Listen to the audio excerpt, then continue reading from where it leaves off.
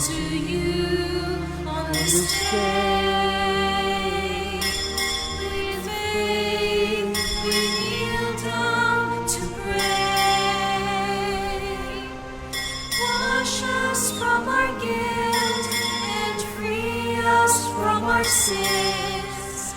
Teach us to love you, O Lord. We open our hearts and we praise you, Lord. By your cross you saved the world. Forgive us our sins, have mercy on us. Teach us to love you, O Lord. Sa ngalan ng Ama, ng Anak at ng Espiritu Santo, Amen. sumainyo ang Panginoon. At sumainyo rin. Ang kapatid, bagong araw, bagong buwan, bagong linggo. Maririnig natin sa ating mabuting balita ang kwento ng pagbabagong anyo ni Jesus, the transfiguration of Jesus. At alam ko marami sa atin pinagdarasal sa Diyos ang pagbabago ng ating buhay, ng ating sitwasyon, ng ating mga minamahal. Pero kapatid, huwag mo lang pagdasal sa Diyos ang pagbabago. Hilingin mo din sa Diyos na sana yung pagbabago ay magtuloy-tuloy. Madali lang magbago. Pero ang mahirap ay yung manatili ang mabuting pagbabago sa ating buhay. Di po ba? Pwede kang magbago isang araw lang. Isang araw, tigilan mong pagsisinungaling. Isang araw, tigilan mong iyong pagiging matampuhin, pagagalitin. Isang araw, tigilan mo munang pakikipagchismis, paninira ng iba. Isang araw, tigilan mo munang pagbibisyo. Madali yun. Pero ang mahirap ay, kaya mo bang magbago at manatili dyan sa pagbabago hanggang sa katapusan ng buhay mo? Diyan tayo nahihirapan. Kung gusto natin na magtuloy-tuloy ang mabuting pagbabago ng ating buhay, kailangan 3 bagay. Ang palagi tayo magdasal, ang salita ng Diyos, at ang pagsunod sa kagustuhan ng Panginoon. Dahil pag nasa atin ang 3 yan, ang pagbabago ay nangyayari sa ating kalooban. At anumang nagbabago sa ating puso, nagtatagal, nagiging permanente, at palaging nakikita na aninag at nararanasan sa ating buhay. Mahirap, pero posible sa tulong at grasya ng Diyos. Kaya naman, tayo bumabalik sa banal na misa dahil alam natin, ang tulong natin ay sa Diyos lamang. Minin natin napakaraming beses na kung saan ninais natin magbago, pero nabigo pa rin tayo at paulit-ulit pa rin nating pinipili ang masama. Kaya tayo magpakumbaba, hilingin natin muli ang awa, pagpapatawad ng Diyos para makita tayong karapat-dapat makatanggap sa mga banal na misteryo. Inaamin ko Sa makapangyarihang Diyos at sa inyo mga kapatid, lalo akong nagkasala sa isip, sa salita, sa gawa, at sa aking pagkukulang, kaya'y sinasamo ko sa mahal na Birheng Maria, sa lahat ng mga anghel at mga banal, at sa inyo mga kapatid, na ako'y panalangin sa Panginoong ating Diyos. Kaawan tayo na makapangyarihang Diyos. Patawarin tayo sa ating mga kasalanan. Patnubayan tayo sa buhay na walang hanggan. Amen.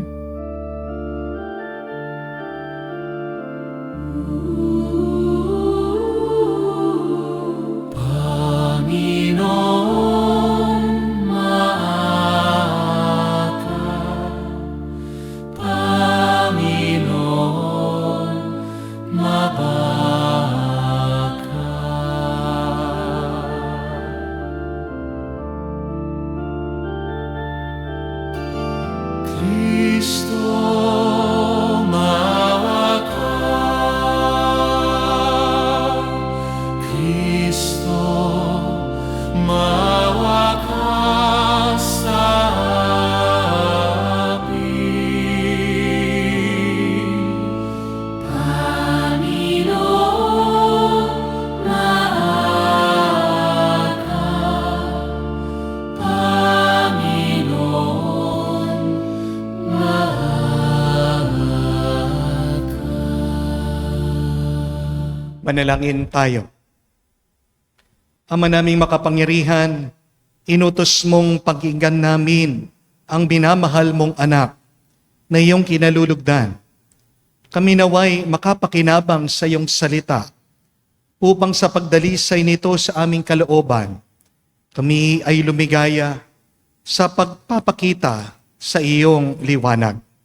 Sa pamamagitan ni Jesucristo kasama ng Espiritu Santo, magpa sa walang hanggan. Amen.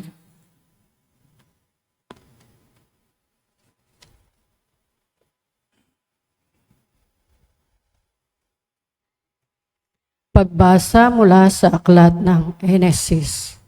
Noong mga araw na iyon, sinabi ng Panginoon kay Abraham, "Lisanin mo ang iyong bayan, ang tahanan ng iyong ama at mga kamag-anak, at pumunta ka sa bayang ituturo ko sa iyo. Pararamihin ko ang iyong mga anak at apo, at gagawin kong isang malaking bansa. Pagpapalain kita, mababantog ang iyong pangalan at magiging pagpapala sa marami. Ang sa iyo'y magpapala ay aking pagpapalain, ngunit kapag sinumpa ka, sila'y aking susumpain. Ang lahat ng mga bansa, pihong ako'y hihimukin, na tulad mong pinagpala, sila ay pagpapalain din." Sumunod nga si Abraham sa utos ng Panginoon. Ang salita ng Diyos. Salamat sa Diyos. Poon, pag-asa ka namin, pag-ibig mo'y aming hiling. Poon, pag-asa ka namin, pag-ibig mo'y aming hiling. Panginooy tapat ang kanyang salita, ang maaasahan ang kanyang ginawa. Minamahal niya ang gawang matapat, ang pag-ibig niya sa mundo'y laganap. Poon, pag-asa ka namin, pag-ibig mo'y aming hiling. Ang may takot sa Diyos at nagtitiwala sa kanyang pag-ibig ay kinakalinga. Hindi babayaang sila ay mamatay. Kahit magtagutom, sila'y binubuhay. Poon, pag-asa ka namin, pag-ibig mo'y aming hiling. Ang ating pag-asa'y nasa Panginoon. Siya ang sanggalan natin at katulong. Ipagkaloob mo na ang aming makamit. O Poon, ang iyong wagas na pag-ibig. Yamang ang pag-asa'y sa iyo'y nasasalig.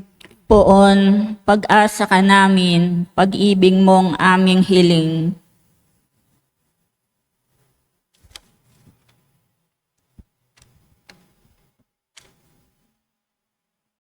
Pagbasa mula sa ikalawang sulat ni Apostol San Pablo kay Timoteo. Pinakamamahal kong kapatid, maghihati ka sa kahirapan dahil sa mabuting balita. Sa tulong ng Diyos na nagligtas at tumawag sa atin upang tayo'y maging kanyang bayan. Ito'y ginawa niya sa pamamagitan ni Kristo Jesus, hindi dahil sa ating mga gawa, kundi ayon sa kanyang layunin at kagandahang loob na inilaan sa atin bago pa magsimula ang panahon. Ngunit nahayag lamang ito nang dumating si Kristo Jesus na ating tagapagligtas. Nilupig niya ang kamatayan at inihayag ang buhay na walang hanggan sa pamamagitan ng mabuting balita. Ang salita ng Diyos. Salamat sa Diyos. Ikaw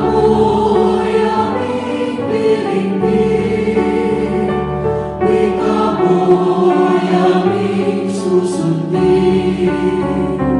wika mo'y aming tutupi. Wika mo'y aming diringgin. Wika mo'y aming susundin.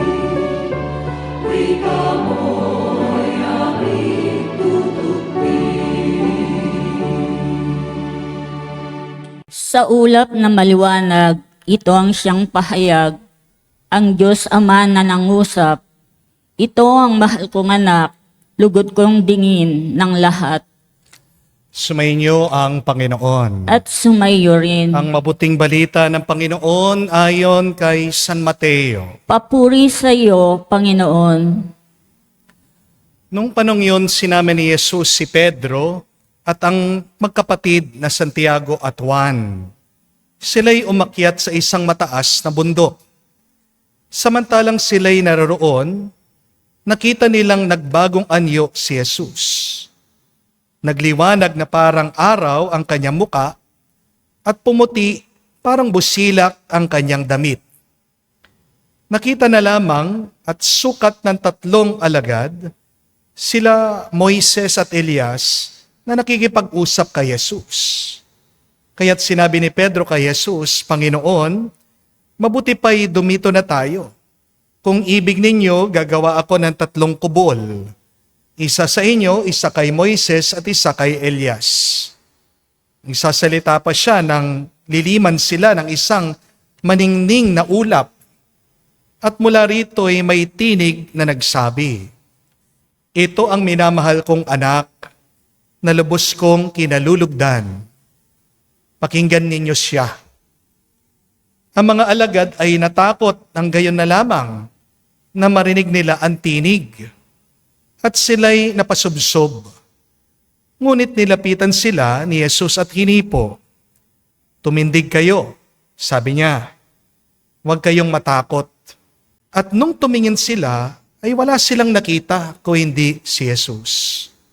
At habang bumababa sila sa bundok, inutos ni Jesus sa kanila, huwag ninyong sasabihin kanino man ang pangitaing hanggat hindi muling nabuhay ang anak ng tao. Mga kapatid, ang mabuting balita ng ating Panginoon. Pinupuri ka naming Panginoong Hesukristo. Magandang araw po muli sa inyong lahat. Welcome po sa ating banal na misa. Pakigreet nyo naman po ang inyong katabi. Blessed day to you. No? Blessed day to you. Meron pong isang napakagandang kwento tungkol sa isang maliit na ibon na dati nakakalipad ng matayog. Ito pong ibon na ito, habang tumatagal, nanghihina siya. Dati ang taas-taas po ng kanyang lipad. At isang araw, nakaupo daw itong ibon sa lupa. Dumaan ang isang malaking kalabaw. At tinanong siya, bakit ka nalulungkot? Ano ang problema? Sabi po ng ibon, gusto ko sanang makalipad muli. Pero ngayon matanda na ako at nanghihina na ako. Sumagot po yung kalabaw. Simple lang yan. Ang gawin mo, kumain ka ng dumi ko. Sabi kasi ng mga ibang tao, masustansya daw yung dumi ko. Sabi po niya, sigurado lalakas ka at makakalipad ka muli. Yung pong ibon, nagdadalawang isip, nag-aalinlangan siya. Pero dahil po malungkot siya, desperado siya, sinubukan niya. Kumain siya ng kakaunti dun sa dumi ng kalabaw. Kinabukasan, parang lumakas siya. At nakaakyat po siya sa isang mababang sanga. Kaya ito pong ibon, kumain muli doon po sa dumi ng kalabaw. At ngayon po, nakaakyat na siya ng mas mataas na sanga. Sabi po nitong ibon, effective nga. Araw-araw, kapag nagdudumi po yung kalabaw, naghihintay na yung ibon, kinakain po niya yung dumi ng kalabaw. At pataas na ng pataas yung kanyang lipad. Hanggang isang araw, nakarating na po sa tuktok ng puno yung ibon. Napakataas na po ng kanyang paglipad. Tuwang-tuwa po yung ibon. Napakasaya niya. Kaya napakanta daw yung ibon. Pero habang pong nakaupo yung ibon, dun sa tuktok ng halaman, tuktok ng puno, meron pong isang mangangaso, isang hunter. Nakita siya, narinig siya. Anong ginawa? Tinutok yung kanyang baril at bang! Binaril. Ayun po, tigok yung ibon, patay, nahulog sa lupa. Mga kapatid, isang magandang aral po, huwag niyong kakalimutan. Hindi naman lahat na nagpapataas sa iyo ay nakakabuti sa iyo. Amen? Lies may get you to the top, but they won't keep you there. Remember that. Ilan na po sa atin na nakaranas nito? Yung niloko, yung nabudol, yung na-scam. Di po ba? Sinasabihan ka, uy, mag-invest ka. Doble ang balik sa'yo nito. Darami ang iyong pera. Ba ngayon, dobleng sakit ulo na. Hindi na makita yung binigyan mo ng pera. Nagtatago na. Nung nililigawan ka, ang sweet-sweet niyang binata, niyang lalaki. Pero pagkatapos ng kasal, ilang taon nang nakalipas, sweet nga. Sweet manigaw sa iyo. Di po ba? Palaging mainitin ang ulo. Nagbago na. Dati, pag magde-date kayo, nagpapabango. Aba ngayon, ni maligo, ayaw nang gawin. Di po ba? Sinong mga guilty dyan? Merong mga nagpapanggap kaibigan mo. Pero ang totoo, hinihila kang pababa. Totoo ba? Kaibigan mo. Pero pag wala ka, ikaw ang pinag-uusapan. Meron silang secret group chat. Hindi ka kasama. Kaya mahalaga pong itanong ito Kanino ka ba nakikinig? Kanino mo binibigay ang iyong tenga? May dahilan bakit dalawa lang ang tenga natin. Kasi ibig sabihin, hindi naman dapat binibigay mo sa lahat. Hindi po ba? Dalawa lang tenga mo. Ingatan mo, kapatid, kung sino ang iyong pinakikinggan. Kasi totohanan lang, real talk lang. Hindi naman lahat concern sa iyo. Amen? Merong mga iba dyan, sikreto ayaw ka magtagumpay. Merong mga iba dyan, sikreto gusto nila manatili ka nabigo. Amen? Maging mapagmasid kayo. Huwag nyo lang gamitin ang mga tenga nyo. Kaya ginawan tayo ng mata ng Diyos. Observe people.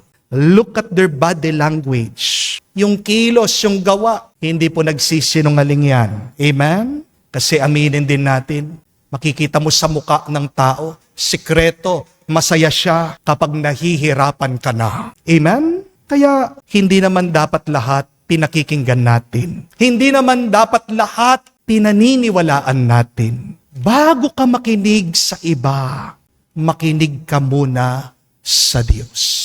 Yung isang tenga mo, dapat i-dedicate mo, ibigay mo, ialay mo, ihandog mo sa Diyos. Amen? Yan nga po ang hamon ng ating ebanghelyo, ang mabuting balita. Sabi po nung boses, galing sa maliwanag na ulap, ito ang aking anak, ang Panginoong Yesukristo. Pakinggan niyo siya. Hindi po sinabi ng Diyos Ama, palakpakan niyo siya. Hindi po sinabi ng ulap, pag-usapan niyo siya. Malinaw ang utos ng Diyos. Makinig tayo sa kanyang anak, si Jesus. Mga kapatid, kahit na makarating ka sa tuktok ng tagumpay mo, kung hindi ka marunong makinig kay Jesus, mawawala lahat ng pinaghirapan mo. Di po ba? Kung marunong kang makinig sa Kanya, kahit na lambak pa ng problema, kahit na sunod-sunod na pagsubok o hirap ang iyong mararanasan, mananatili ka sa liwanag. Amen? Kaya tingnan niyo po sa unang pagbasa, napakaganda din. Ano ang pangako ng Diyos kay Abraham kung susunod lang daw siya sa Kanya? Hindi po maliit na pangako at hindi rin po ito pansamantalang biyaya. Ang sabi po ng Diyos, sunod-sunod na mga pagpapala, gagawin daw ang kanyang pamilya isang malaking bansa, a great nation. Magiging bantog daw ang kanyang pangalan. Pagpapalain hindi lang siya, kundi ang kanyang pamilya. Ilang henerasyon daw ang makakatanggap ng biyaya galing sa Diyos. Kapatid, sipin niyo po yun. Si Abraham, nung panahon na sinabihan siya ng Diyos tungkol dito, wala pa siyang anak, wala pa siyang lupa, wala siyang pagmamayari, walang kasiguraduhan sa sinasabi ng Diyos. Pero kahit na wala man siyang hawak nung panahon na yon, merong isang sigurado, pinanghawakan niya. Ito ay ang kanyang tiwala at pananampalataya sa Diyos. Kapag natuto tayong nakinig at sumunod sa Diyos, hindi lang ang buhay natin ang babaguhin niya, pati ang pamilya mo, pati ang mga kaibigan mo, pati ang kamag-anak mo, hanggang wala ka na dito sa mundo, lahat na minamahal mo, babaguhin at pagpapalain ng Diyos. Because when God blesses a faithful heart, the blessing overflows. Amen? Kahit naman po si Haring David, binigyan tayo ng sikreto ng pagpapala doon sa sinulat niya na awit o salmo. King David wrote this very beautifully. Blessed is the man who does not walk in the counsel of the wicked, the ungodly. Ibig po sabihin, ang unang hakbang ng pagpapala sa ating buhay ay kailangan mong mag-ingat sa tinig ng masama. Kailangan wag kang sumunod, wag kang makinig sa mga hindi maka-Diyos. Because the voices that you listen to will determine your future experience. Gusto mo mawala mga utang mo, pero nakikinig ka naman sa mga taong puno ng utang. Di po ba? Gusto mo maging masaya ka, ayaw ma-depress. Pero tingnan mo yung mga pinakikinggan mo, puro problema, puro reklamo. Ang hilig po nating nagbabasa sa comment section, ang dami po sa inyo, alam ko, pinepersonal minsan yung mga ibang comments sa social media. Pero mga kapatid, huwag kang makikinig sa isang tao na kung saan hindi niya maibibigay sa iyo yung inaasam ng puso mo. Ulitin ko po yun. Huwag kang makikinig sa isang tao na hindi naman niya maibibigay ang hinahanap, inaasam ng puso mo. Pinakikinggan mo yung taong yan, nagagalit ka, naghahanap ka ng saya. Hanapin mo yung taong tunay na magpapasaya sa iyo. Amen? Kung hindi ka nagiging payapa, diyan sa sinasabi ng tao, bakit ka mag-i-stay dyan? Bakit ka mananatili dyan? Umalis ka! Palagi ko po sinasabi yan, may choice ka. Hindi ka naman bato. Hindi ka naman halaman. May kalayaan ka. May magagawa ka. Layo-layuan mo yung mga taong panira ng iyong tuwa, ng iyong kapayapaan, ng iyong kagustuhan na maging mas mabuti at banal. Amen? Tandaan, hindi naman po lahat ng mga taong lumalapit sa atin galing sa Diyos. Amen? Some people who come into our lives are either sent by the enemy or sent by God. Kaya dapat maging mapanuri tayo Kung ang boses sa pinakikinggan mo, nilalapit ka sa iyong pamilya, ginagawa kang mas responsable, ginagawa kang mas mapagkumbaba, nagiging mas mapagmahal ka, nagmamalasakit ka sa iba. Galing yan sa Diyos. Di po ba? Pero kung ang tinig ang boses na yung naririnig, pinasasaya ka pag nakakarinig ka ng chismis, dinadagdagan ang iyong galit, ang iyong puot, ang iyong sakit ng loob, tinutulak kang magbisyo, na manloko ng ibang tao, ba kapatid, tumigil ka muna. Mag-ingat ka dahil yan ay boses na hindi galing sa Diyos. Amen? Huwag nating babaliwalain ang mga boses na ating naririnig. Because remember that some angels in heaven left heaven because of the voice of the devil. Diba? Si Satanas may kampon. Dati mga anghel yan. At bakit ang mga anghel naging demonyo? Dahil may nanutsot sa kanila. Sinong nanunutsot sa iyo? Sinong bumubulong sa iyong tenga? At naalala niyo po, si Adan at si Eva, bakit napaalis si Adan at si Eva sa paraiso? Dahil nakinig sila sa maling boses. Kaya nga balikan niyo yung kwento nila. Ano ang tanong ng Diyos sa kanila? Sinong nagsabi sa inyo, hubad kayo? Sino ang nagsabi sa inyo na dapat kainin niyo ang bungang pinagbabawal? Look at that. Sin started when man followed the wrong voice in their hearts. Yeah, magandang itanong ito, magandang pagmunihan Sino nagsasabi sa iyo? Magsinungaling ka. Sinong nagsasabi sa'yo, mangaliwa ka? Sinong nagsasabi sa'yo, huwag kang magdasal at magsimba? Sinong nagsasabi sa'yo na sumuko ka na? Minsan, ang pinakamalaking atake ng kaaway sa atin ay yung pinapaupo tayo ng demonyo. Habang ang Diyos naman, sinasabi niya sa atin, tumayo ka, tumindig ka, lumakad ka, magpatuloy ka. Don't forget that. The greatest attack of the devil being done to us is when the evil one instructs you, tells you, sit down, while God is telling you, stand up, move on, continue. Kaya kung palagi mong pinakikinggan ang masama, mananatili kang bigo at bilanggo. Pero kung makikinig ka sa Diyos, hindi ka lang lalaya, magiging masaya ka at pagpapalain Kanya palagi. Amen? May dumating po mag-asawa dito sa parokya.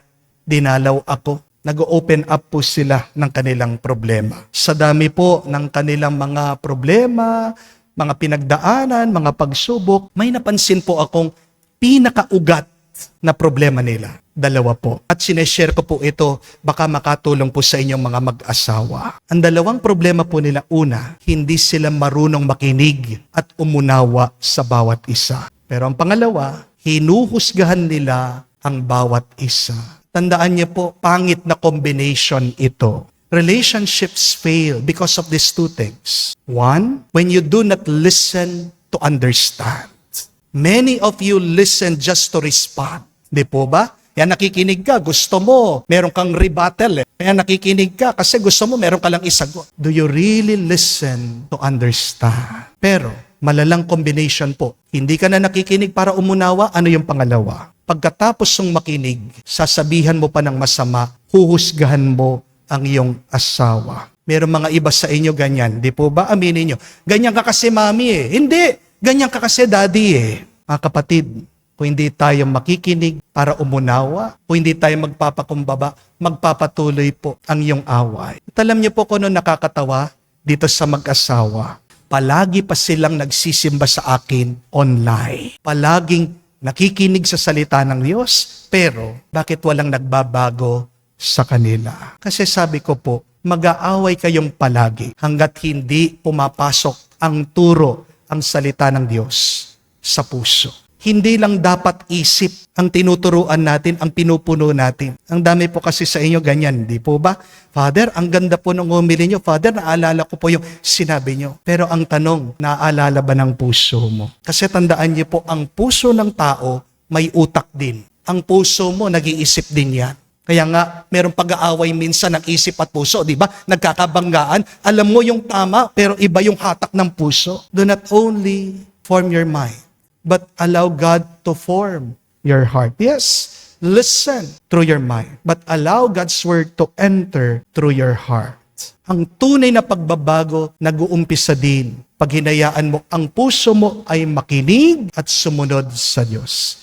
Kasi, tandaan nyo din po ito, kahit naman ng ahas, kahit na ilang beses po mag-alis, magpalit ng balat, ahas pa rin yan. Nananatili yung kanyang kamandag. Understand? No matter how much the snake shed its skin, it is still a snake. The snake still has its venom. At ganyan din po sa tao, di po ba? Kahit na magandang damit mo, bumili ka ng mamahaling gamit, lumipat man kayo ng bahay, magbakasyon man kayo sa mga sosyal na lugar. Pero kung hindi magbabago ang puso mo, walang tunay na pagbabago, at mananatili ang masamang karanasan niyo. Si Jesus, kahit na nagbago po ang kanyang anyo, pero sa totoo lang, pinakita lang niya kung ano ang nasa loob niya. Nagliwanag daw ang itsura ni Jesus kasi maliwanag ang puso at ang kaisipan niya. Ang tanong, ano ang itsura ng puso mo?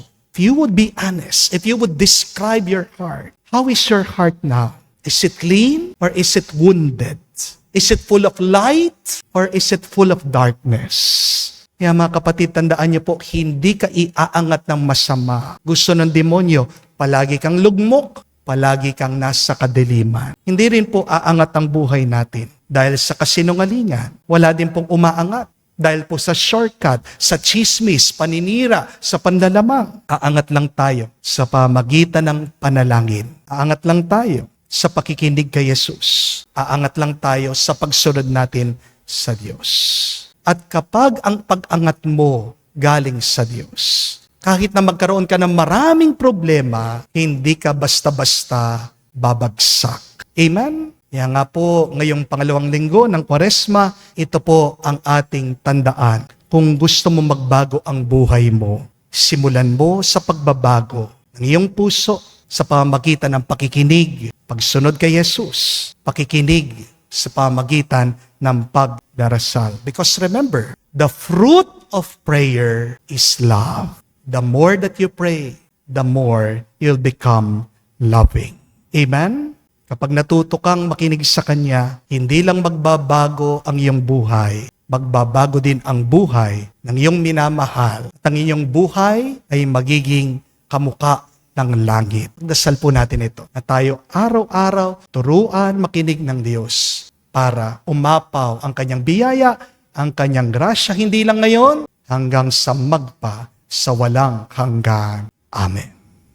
Tumayo po tayo at pahayag natin ang ating pananampalataya sa Diyos. Ating sabihin, sumasampalataya ako Sa Diyos, amang makapangyarihan sa lahat, na may gawa ng langit at lupa, sumasampalataya naman ako kay Hesukristo, iisang anak ng Diyos, Panginoon nating lahat.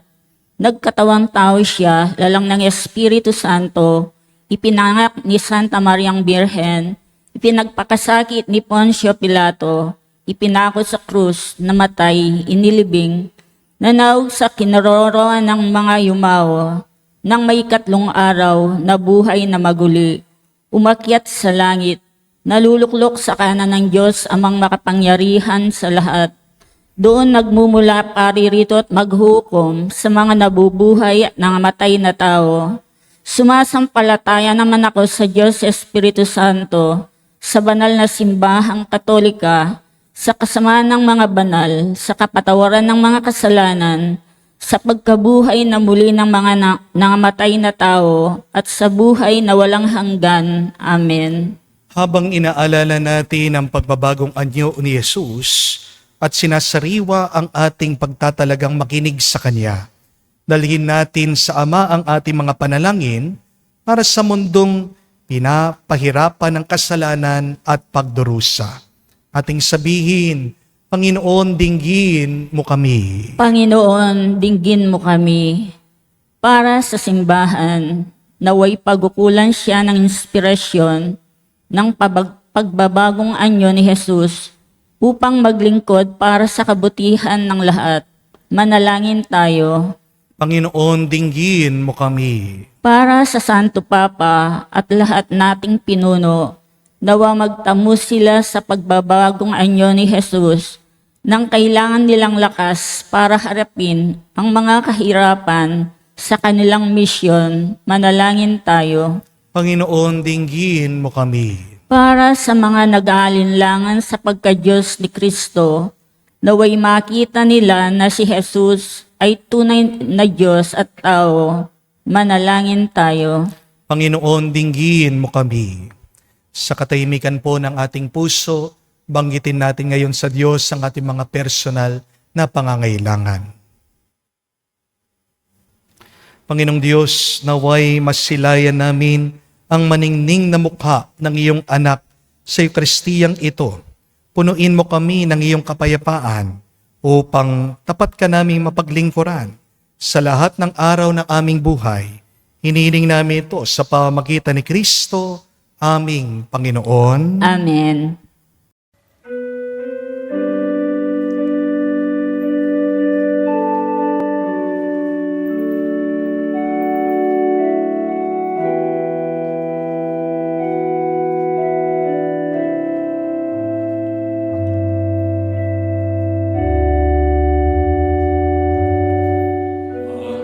Namin sa iyo, Ama,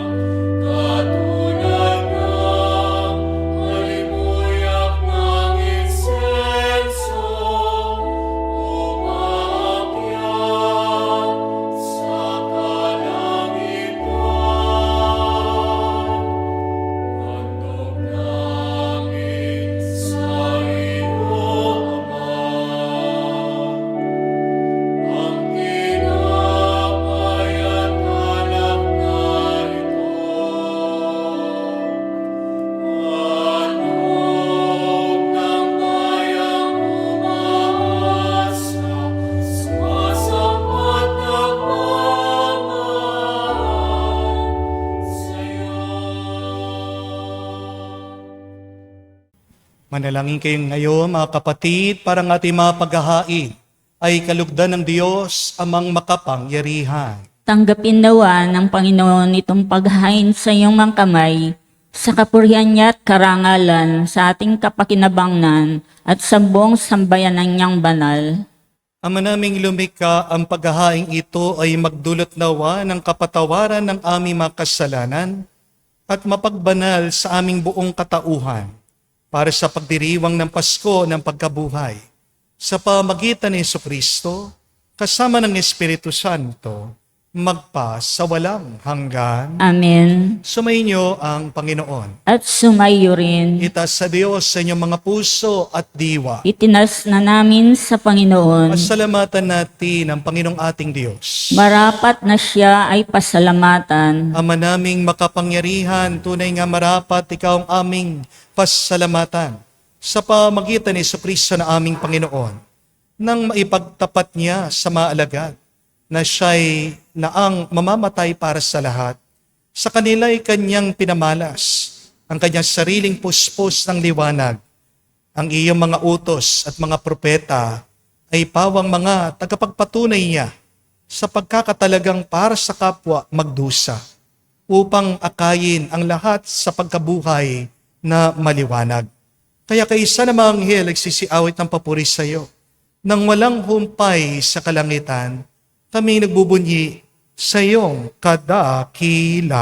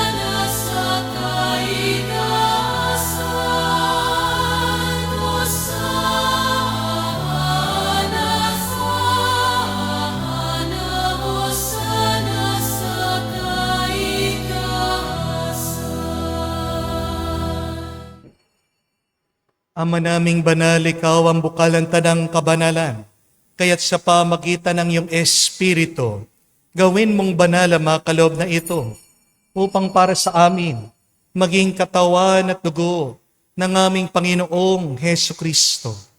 Bago niya pinagtiis ang kusang loob na maging handog, hinawakan niyang tinapay, pinasalamatan kanya, pinaghati-hati niya iyon, inabot sa kanya malagad at sinabi, tanggapin ninyong lahat dito at kanin. Ito ang aking katawan, na ihahandog para sa inyo.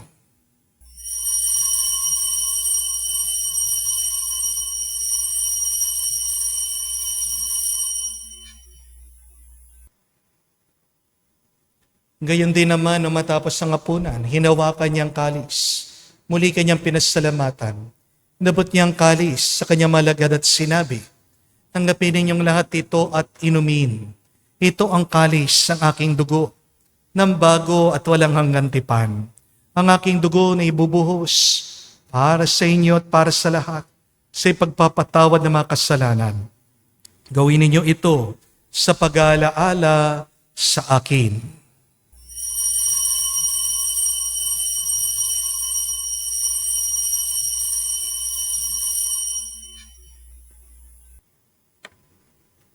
Ang misteryo ng pananampalataya.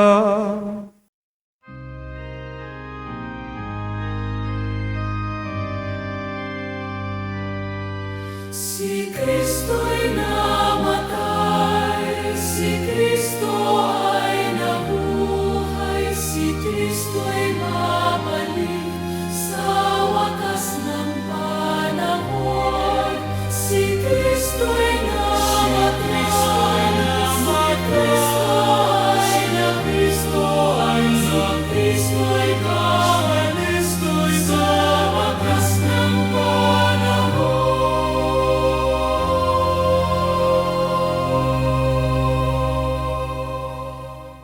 Ama, ginagawa namin ngayon ang pag-alaala sa pagkamatay muling pagkabuhay ng iyong anak. Kaya tinialay namin sa iyong tinapay nagbibigay buhay at ang kalis sa nagkakalob ng kaligtasan. Kami nagpapasalamat dahil kami iyong minarapat na tumayo sa harapan mo para maglingkod sa iyo. Sinasamo namin kami magsalo-salo sa katawan at dugo ni Kristo ay mabuklod sa pagkakaisa sa pamagitan ng Espiritu Santo. Ama, lingapin mong iyong simbahan, laganap sa buong daigdig, puspusin mo kami sa pag-ibig. Kaisan ni Leon ang aming Santo Papa, si Florentino aming Arsobispo, at ng Tanang Kaparian. Alalahanin mo rin ang aming mga kapatid na nahimlay may pag-asang sila'y muling mabubuhay. Gayon din naman lahat ng mga pumanaw. Kawan mo't sila't patuloyin sa iyong kaliwanagan. Kawan mo't pagindapatin kaming lahat, makasalo sa iyong buhay na walang wakas. Kaisa na mahal na Birhen Maria, Ina ng Diyos. Kaisa ni San Jose, ang kanyang malwalhating esposo. Kaisa ng mga apostol, lahat ng mga banal na namuhay dito sa daigdig na kalugod-lugod sa iyo. May pagdiwang naman namin ang pagpupuri sa ikararangal mo sa pamamagitan ng iyong anak, aming Panginoong Heso Kristo. Sa pamamagitan ni Kristo, kasama niya at sa Kaniya, ang lahat ng parangal at papuri ay sa iyo, Diyos Ama, makapangyarihan, kasama na Espiritu Santo, magpasawalang hanggan.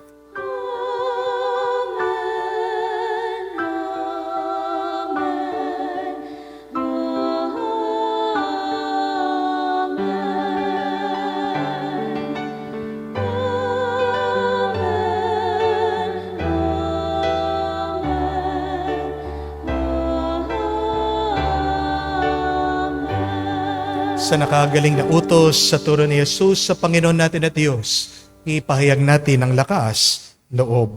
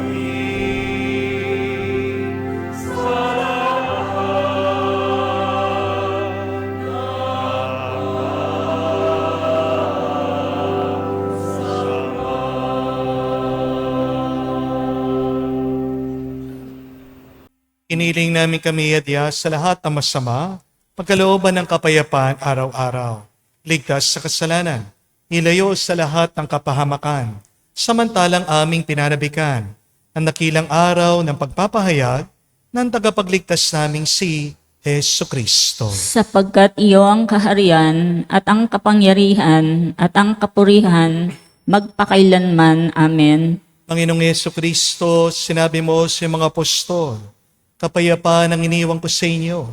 Ang aking kapayapaan binibigay ko sa inyo. Tunghayan mo ang aming pananampalataya at huwag ang aming pagkakasala. Pagkalooban mo kami ng kapayapaan at pagkakaisa ayon sa iyong kalooban. Kasama ng Espiritu Santo, magpa sa walang hanggan. Amen. Kapayapaan ng Panginoon ay laging sumainyo. At sumayo rin. Magbigayan po tayo ng kapayapaan sa bawat isa. Isuyo po, kapayapaan po sa inyong lahat.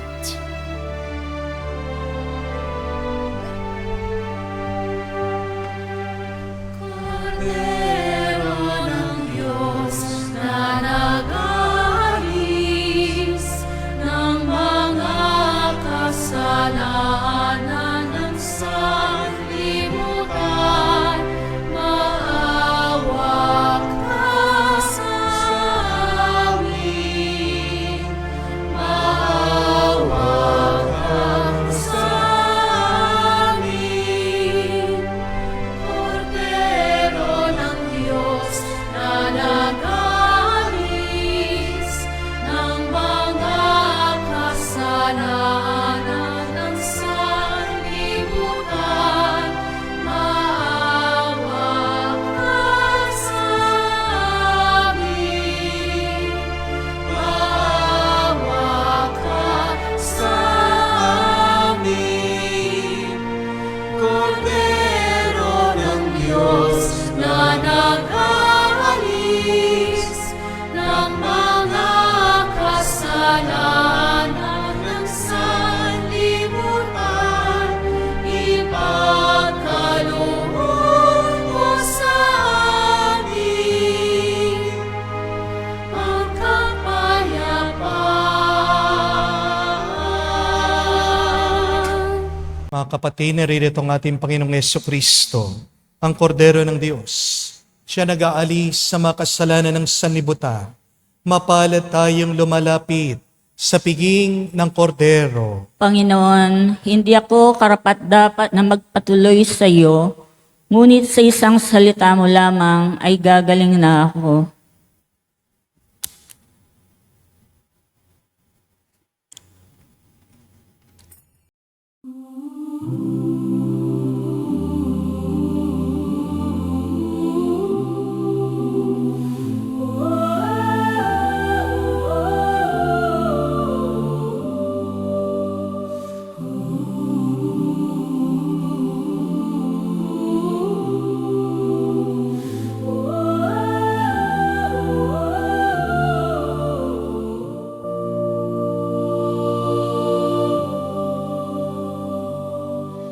Tanging hiling ko sa'yo, Panginoon, tinig mo, marinig ko ngayon sa buhay ko. Uhaw ang aking puso sa pag-ibig, kalinga mo. Awa mo't biyaya, padama mo, O Diyos.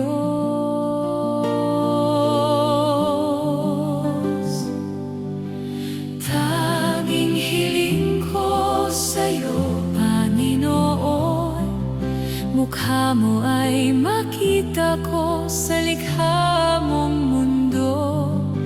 Hawakan aking puso, baguhin mo ako.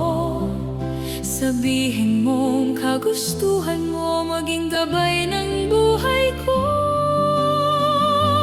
Hanap-hanap ka sa mga ulap at tala, di ko malay nandito, buhay pala ang Diyos. Akita mo ang lakas mo, Panginoon, sa nilikha mong mundo at sa taong mahal mo. Pinakita mo ang pag-ibig sa amin, O Diyos. Nagkatawang tao, inalay buhay mo,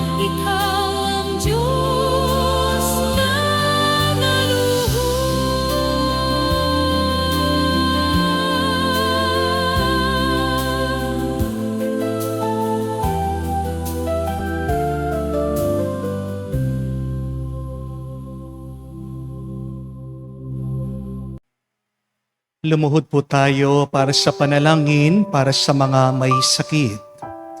Panginoong Yesus, lumalapit po kami sa iyo ngayon upang idulog ang kagalingan ng mga may sakit. Haplusin niyo po sila at pagkalooban ng panibagong lakas upang sila ay muling makapaglingkod sa iyo. Patawarin niyo po sana sila sa kanilang mga kasalanan at pagkalooban din ng kagalingang pangkaluluwa. Sa katahimikan po ng ating puso, sabihin natin sa Diyos ang pangalan ng mga kapatid nating may sakit at hinihiling natin ang mabilis silang kagalingan.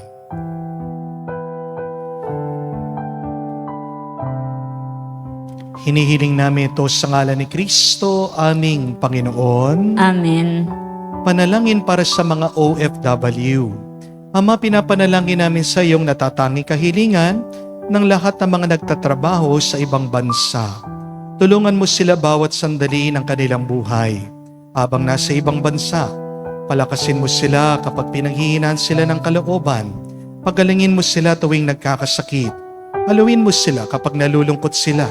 Ilayo mo sila sa anumang masama at kapahamakan upang magpatuloy sila lagi sa kanilang buhay. Mapahalagan nawa ng kanilang mga pamilya ang bawat sakripisyo nila sa ibang bansa upang wag masayang kanilang pagpapagal, kaawaan at pagkalooban mo ng biyaya ang lahat ng mga OFW dahil sa iyo lamang aasa at wala nang iba pa. Ang lahat na ito ay aming sama-samang panalangin sa ngalan ni Jesus. Amen. Banal na mukha ni Jesus. Kawan mo kami. Tumayo po tayo. Manalangin tayo. Ama namin mapagmahal, kaming pinapakinabangan mo sa dakilang pagliliwanag. Sa bagong anyo ng iyong anak ay tumatanaw ng utang na loob sa iyo, sapagkat kahit ngayon pa man sa lupang ibabaw, pinagpasalo mo kami sa kariktan ng kalangitan sa pamamagitan ni Jesucristo kasama ng Espiritu Santo magpa sa walang hanggan. Amen. Muli po, mag-ingat kayo sa tinig at boses ng ibang tao because not every person comes from God. Amen? Sometimes the evil one will send people in your life to destroy you. Sometimes the devil will give you people to tempt you, to turn you away from the Lord. Kaya nga, wag mong isipin na kung dahil sa isang tao, gumagandang buhay mo, umaangat ka. Pero kung hindi ka naman nananatili dyan, at kung napapasama ang iyong pamilya, kapatid, magdalawang isip ka. Mag-ingat ka. Dahil ano ang totoong pagpapala, biyaya? Hindi lang yung gumanda ang buhay mo, pero kasama mong pamilya mo na gumanda din ang buhay nila. Ang tunay na pagpapala ay yung ikaw ay napuno ng grasya at ginagamit ka ng Diyos bilang grasya at pagpapala ng ibang tao. Dalawang isip ka. Kung ikaw lang ay umangat, pero yung mga taong nakapalibot sa iyo, naghihirap pa rin. Di po ba? Magdalawang isip ka. Mag-ingat ka. Suriin mong buhay mo. Kung ikaw lang ang masaya, habang yung mga tao naman na minamahal mo, umiiyak. Because the true voice of God will bring you closer not only to Him, but also to your family. The voice of God will form your heart so that you will become a blessing to other people. Amen? Mag-ingat po kayo sa ibang tao. Minsan meron mga taong ahas. Hindi ibig sabihin, nagbagong anyo yan, wala nang kamandag. Di po ba? Pero paano magliliwanag ang buhay natin? Nag-uumpisa hindi sa labas o hindi sa loob. Bakit ang lampara maliwanag? Hindi dahil meron siyang ilaw o hindi merong nagbibigay sa kanya ng gasolina nang gagaling sa loob. Kaya po ang aking hamon sa inyo, ang aking assignment, fill your hearts once again with prayer, with the Word of God, and with the will of God. Huwag ka lang magdasal pero dapat partnerin mo ng salita ng Diyos. Pagkatapos mong makinig sa salita ng Diyos, tanong mo sa Diyos, Panginoon, ano ang iyong kagustuhan? Ano ang iyong kahilingan? Pagpuno ka ng tatlong yan, prayer, the Word of God, and the will of God, will become like Jesus. Your life will be transformed. Your life will be transfigured. Sumainyo ang Panginoon. At sumayo rin. At kayo basbasa ng Diyos, makapangyarihan sa lahat, sa ngalan ng Ama, ng Anak, ng Espiritu Santo, Amen. ang ating misa ay natapos na. Pumayo kayo sa kapayapaan ni Kristo. Salamat sa Diyos.